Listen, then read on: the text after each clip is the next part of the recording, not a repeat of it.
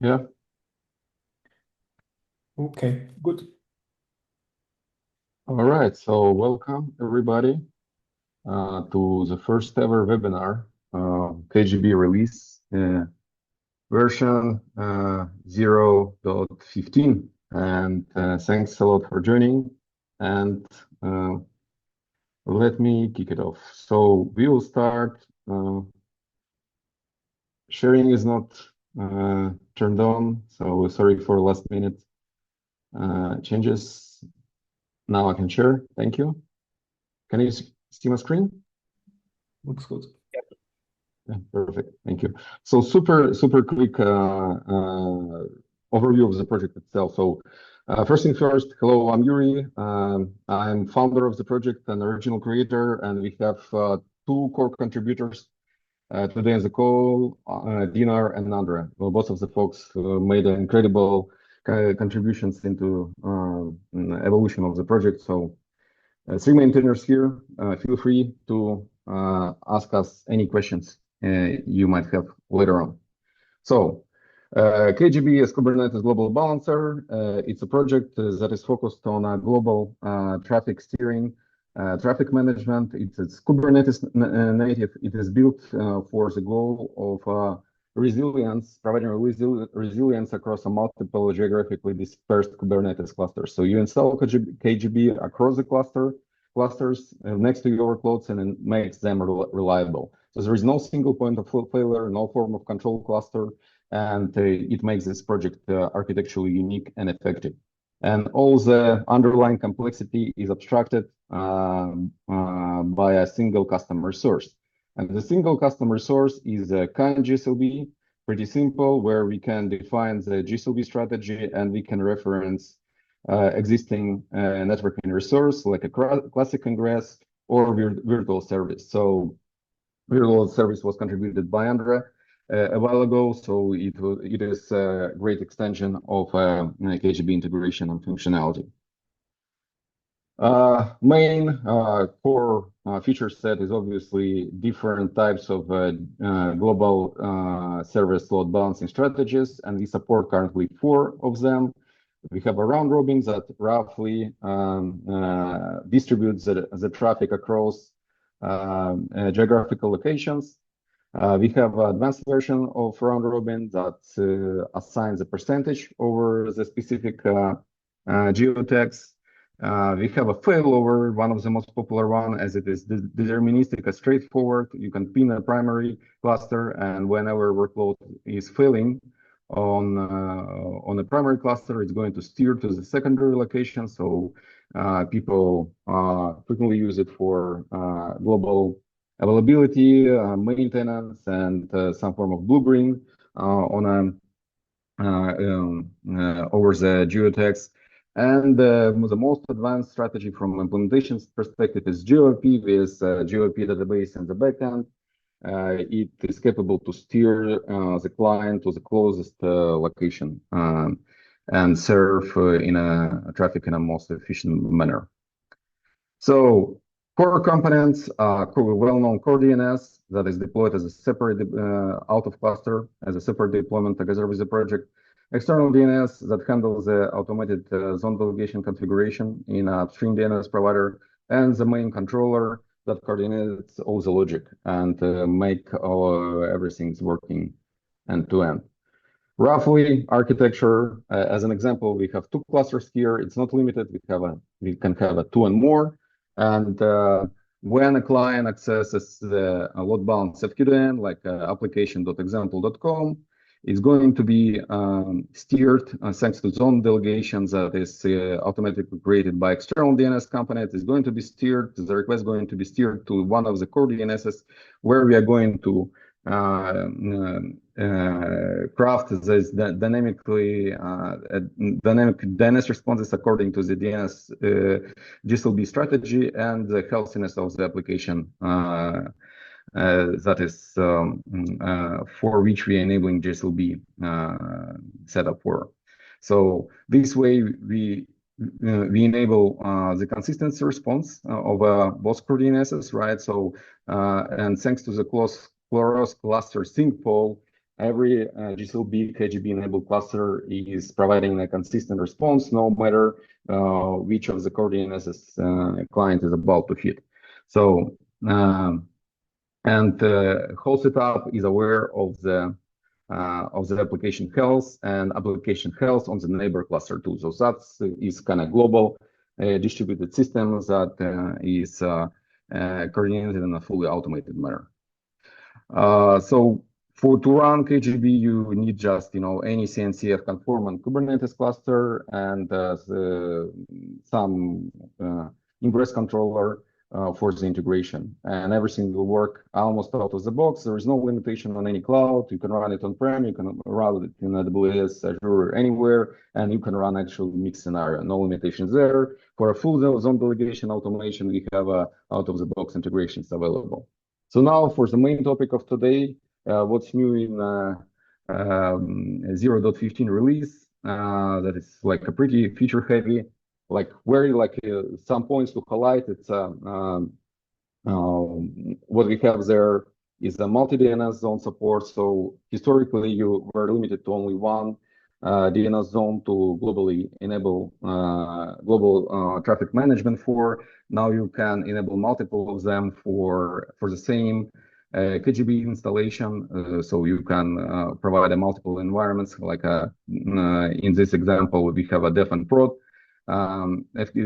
zones that we can actually handle with the setup. So you don't need to deploy separate k8gb installation to handle a new zone anymore. We have a pretty good architectural improvements, like reverse proxy support, so you can override the external IPs with a special annotation. So that is something that requested by regulated enterprise environment. So for ingress controllers that are way behind the line of something that is not immediately externally exposed, we have a more reliable GSLB target references. So now we are making like a cross-plane style kind and resource. So this mechanism is very well extensible. We also have experimental features that is available only for Infoblocks as of now, but the idea here is that clusters can auto-discover themselves out of NS records population, so you don't have to configure external geotags in account values anymore. So it's coming, and it will come to the other providers eventually. And during release, we also had a very nice contribution from one of our community members on VPA compatible settings for the components, for all core components, like controller, core DNS, external DNS. So now we can vertically scale them. And we also upgraded SALSA governance during the release. So we updated the supply chain heavily. Now we are using official ones, fresh and secure releases, that so you can validate and check the provenance with a new SALSA tool and deploy new release in a reliable, verified manner. So you can find a full release on in a GitHub. One of the main news that was associated with this release is new website. Now we have a much more nicer structure. It's also a great contribution by our community members. And what stands out from functionality standpoint from a previous one, we have a search finally, and you can find specific documentation pretty quickly, and you can quickly go to the GitHub and get to the full release notes here, and where you can find all the details, all the associated pull requests. And one of the important parts is actually this release is huge and it brings some of the breaking changes and together with the new functionality. And we need to do some work to provide a seamless, smooth upgrade. And with that in mind, I give the stage to Andre, who will actually demonstrate it live, how to upgrade the k8gb from previous release and how to do it with in a most painless way. Andre, stage is yours. Yeah. Thank you. Yeah, so yeah, as you said, now I will show you how to upgrade from version 14 to version 15. And now I'll share my screen. And so first of all, I have a version 14 running in AWS, and this is the setup. So we have in AWS, we have Route 53 as the upstream DNS provider. And we have a zone k8gb.website. So, and we can see here. And we have delegation already configured for one cluster. And then we have one Kubernetes cluster where we have k8gb and we have an application called podinfo. Actually, it's podinfo-cloud, but podinfo AWS will appear afterwards. And the application is exposed with Istio ingress. So the flow of a client, as you said, it will go to Route 53 first, or if it wants to access podinfo cloud, k8gb.website, it will go to Route 53. Route 53 will tell, yeah, the subzone cloud is delegated to k8gb. It will ask to k8gb, and k8gb will give, so core DNS of k8gb will give the IP address of the Istio ingress, which will then route to the application. So, and we can see this live. So here we have the k8gb namespace. We have podinfo, which is just a dummy application. And we can check how this GSLB looks like. So this part we saw already before, but it's exposed using an Istio virtual service.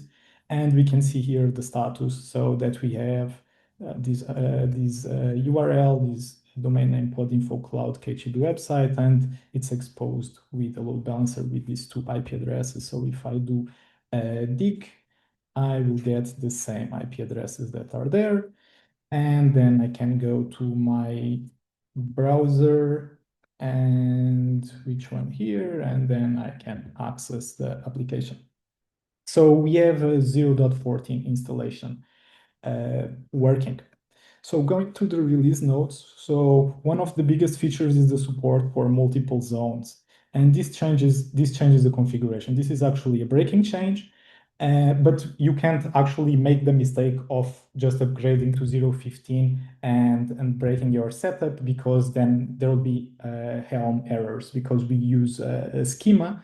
Therefore, it would be caught immediately. But so let's upgrade this together. We bump version to version 15, and now this configuration here at the very top. So between lines, can make this a little bit bigger, but between lines 11 and 13 is not valid anymore. So what do we have to do? We have to do as follows. And k8gb, yeah. Okay. And then copy pasting. And so the block, instead of having the DNS zone here at top level, we have a DNS zones key. And then we also change these names because sometimes Edge was not really clear what it meant. So we have a parent zone and a load balance zone. The load balance zone controlled by k8gb, the parent zone controlled by whatever upstream DNS we are using. So this is the equivalent configuration that needs to be changed. And that would be it for any installation that is not on AWS. So here I'll show even or the worst installation or the worst upgrade possible, because we did changes in particular for the Route 53 setup in AWS. So there was a breaking change that which require, or in the external DNS integration that we have in the plugin, where we had to do changes. So we actually modernized it a bit. So instead, before we were wrapping it for you, wrapping the external DNS configuration. So if we actually go to the external DNS website, so now we actually expose external DNS to you. So, and which means you can use any upstream provider you want without us having to do any changes in k8gb. So if you want to use Akamai, Alibaba, the Azure, So before we were supporting already the main providers, but we would need to do changes to do additional providers. So now you are completely free to configure external DNS how you want. And also then going to the AWS setup, or like I'll take the shortcut, but you can just look at the external DNS configuration and follow it. So you don't have to use our custom configuration, which is this one. So here I add the hosted zone, and I add the IAM role to configure, to give external DNS the access to the Route 53 zone. So this part needs to be modified to the following. So this Route 53 is no longer valid, and we would have to do as follows. So the configuration is a bit more verbose because we don't wrap it for you, but we give you a lot of flexibility. And important thing here, so now we have to say which is the provider. You can configure any provider, AWS. And for the role to work, it's important that the service account name remains the same as in 0.14. This was the value that we were setting. And also you may be thinking now, okay, now I have to set also a TXT prefix and domain filters. I can maybe do some mistakes here, but this, or I can actually show it to you that you can't, because we have Helm validation that verifies if the parent zones match the domain filters down here. So if I would not include k8gb.website in my domain filters, there will be a Helm error. Now, let's also do the following. And together with this upgrade, we have now support for different zones, right? So we can copy this block and have a second zone, and let's do aws.k8gb.website. And you could change the top level domain too. I just didn't want to buy more DNS domains. Okay, and now we would, in addition to upgrading, use additional features. So I think this is fine. So, and there is just a little bug that we have fixed already for the next version. We actually verify, as I told you, if these domain filters match the DNS zones up here. But if we set two of the same, it will complain. So we have to set two of the same here, which is redundant configuration. And we have fixed it for already in our main branch. But so right now, this redundant configuration would be needed. So, and I will now commit, or even, so I will show you, or for example, if I would do this, so just to show you that there is, this validation is really there. Okay, and we'll upgrade, push, and let's have a look at our Argo CD, and we have here our k8gb.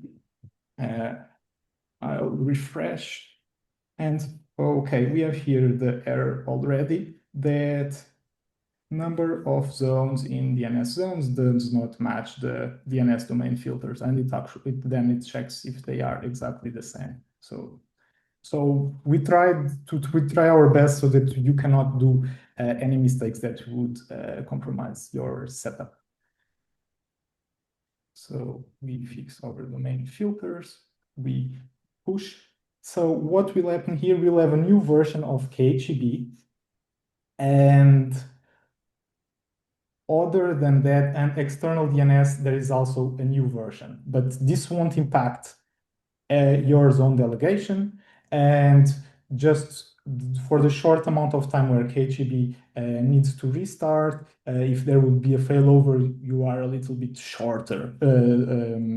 You cannot react that quickly. That is the only difference. So we see we have now this additional DNS zone, but roughly that's it. So in the interest of time, I skip this. I will sync, and where we can actually watch what's happening here. And It's synchronized. So after the upgrade, we expect the previous application to still be available, and we won't, I forgot to prune because there is an external DNS change. And okay, good. So we have, yeah, exactly. We also bumped the version of core DNS. But here, so it's important that you have multiple replicas. If you have multiple replicas, there will be always one up serving your DNS requests. And good, core DNS, external DNS, and k8gb are restarting due to the version bumps. Andrea, we have a question from Mike on our router Q3 Yes, configuration. sure. Let me read.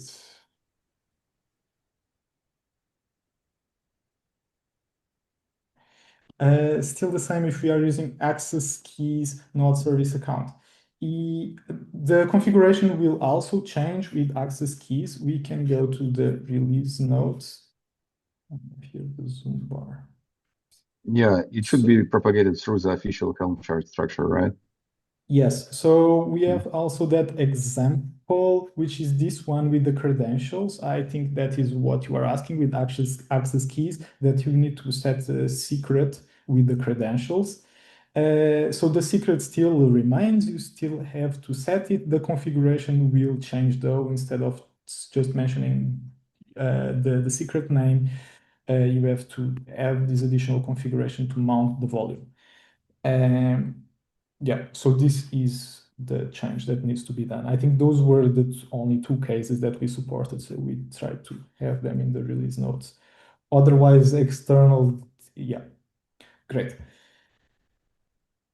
Good. So now everything should be up, and we can dig for our pod info, which still works. And now we should have also an AWS website. We don't have it yet because we don't have the application yet. So, but if we go here, we should see exactly, we see a new zone delegation configured for AWS, for the AWS zone. So external DNS already picked up the additional zone. And now let us deploy this pod info AWS, which is not deployed yet. So, and this is an application that is exposed using the addition with on the new zone. So it was deployed already. We go to pod info AWS. The application is running. And we go here. So we see already that it's there. I'll go to the chat in a second. Okay, and we can also dig and access the application. And this one was not working through to DNS. And this setup is a little bit slow for the first request. Anyway, we can see, and now just to finalize one additional feature. So you notice that these IP addresses are actually different from the other ones. So what is happening here? So we have this feature of that now k8gb can run behind a reverse proxy. So if this setup was air-gapped and our ingress setup did not have a public IP address, we would like to override it with whatever is our external IP address. So this is exactly what is being done here. So if we check or the GSLB, we have these annotations, k8gb exposed IP addresses, where the IP addresses are these ones that we saw here. So I set up a separate load balancer for this application. And we can customize. So these and so then your public IP addresses don't need to be known by the cluster. You just have to tell k8gb what they are, and you can do it per application. So, and now our pod info AWS is also showing up here. And yeah, so these were the features, I wanted to show you how to smoothly upgrade, how to use multiple DNS zones, and also use it behind the DNS proxy, behind the proxy, or not available to Kubernetes. Question: did you answer? Using the new core DNS Helm chart, we can still upgrade the core DNS configs to include the GYP plugin. Yeah, exactly. So we write. Yeah, exactly. So we override or we control in our chart the config map of core DNS, and we try to have it as flexible as possible so that you can add additional plugins. Very good. And I think that's it from me. You can take over. We have 6 minutes until Zoom kicks us out. Okay, good timing, I guess. So, are there any additional questions for the release functionality? If not, we can. Yeah, please. I just wanted to ask, when with the new release, is it still able to? Are we like some of the issue with our Istio Ingress going down? Is k8gb aware of that yet or not? Not yet. Not yet. Okay. Cool. Did you file the issue for that? Have you tried I think we have an issue for that. Okay. Okay, cool. Okay, cool. If it hasn't been picked up, we can also look at picking it up on our side if you guys are open to that. Yeah, totally. We are always open. Contribution welcome, yeah. Yeah. So, I have an additional question on the same. yeah. If there's a network issue in one of the cluster, will the k8gb controller know that it has to go to a fallback cluster, as in given there is issue in the network? No, so it only checks the health of the pod. So if the pod is in a ready state, then it considers it as healthy. Yeah, but it will locally consider itself healthy, but it's also cross-polling the neighbor KGB cluster. And if there is a network partition, then it will treat that the neighbor application on another cluster is actually not healthy. So it will steer the traffic to itself. So in case of network partition, they will act as a standalone instances, right? So, and we'll try to steer the traffic to themselves. Yeah, exactly. And it's pretty nice, graceful degradation mode, I would say, when such situation happens. Okay, good. Would you have some closing notes, Rad? Yeah. All right, let's close it up. I will share the screen again.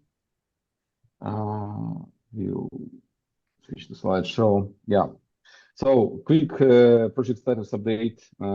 We are planning to incubating the incubating process for already 9 months. So we are moving there slowly but steadily. And we have 6 public adopters. So it's adopters MD. So Kelvin, if you can send a PR, that would be amazing. 2 times CNCF security slam finalist, perfect Silo monitor score. We have maintainers from 4 companies, and we have a bunch of contributors. Actual contributors list should be updated for this last release. There are like 11 new contributors there. And we have a bunch of stars. Thanks a lot for your support. 36 official contributors as an individual, so that's amazing.